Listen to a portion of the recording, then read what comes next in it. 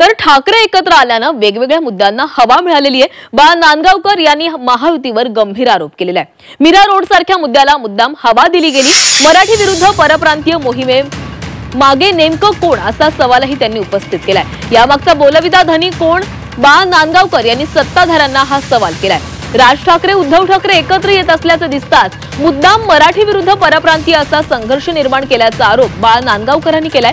उद्धव ठाकरे आणि राज ठाकरे ही संभाव्य युती सत्ताधाऱ्यांना खूपच असल्याचा आरोपही त्यांच्याकडून करण्यात आलाय। टू द पॉइंट या मुलाखतीमध्ये त्यांनी गेल्या काही दिवसातल्या आंदोलनावर भाष्य केलेलं आहे। काही लोक मुद्दाम मराठी विरुद्ध गुजराती, मराठी विरुद्ध जैन, मराठी विरुद्ध उत्तर भारतीय असा संघर्ष निर्माण केला जातोय असल्याचा आरोपही नांदगावकरांकडून करण्यात आलाय। हे सगळं मतांच्या ध्रुवीकरणासाठी केला गेल्याचाही आरोप त्यांनी केलाय।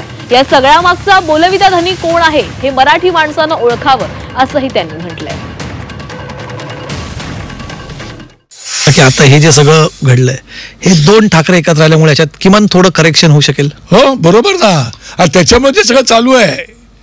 चालू कशाला, दोन ठाकरे एकत्र येण्याची मुवमेंट जी सुरू झालेली आहे तेव्हापासून तुम्ही मीरा भाईंदर पासून बघितलं तर तेव्हापासून ते सुरू केलेलं आहे। त्याच्या मागचा बोलविता धनी कोण आहे, की खरंच हे असंच घडते का घडवलं जातंय तेही पाहिलं पाहिजेत।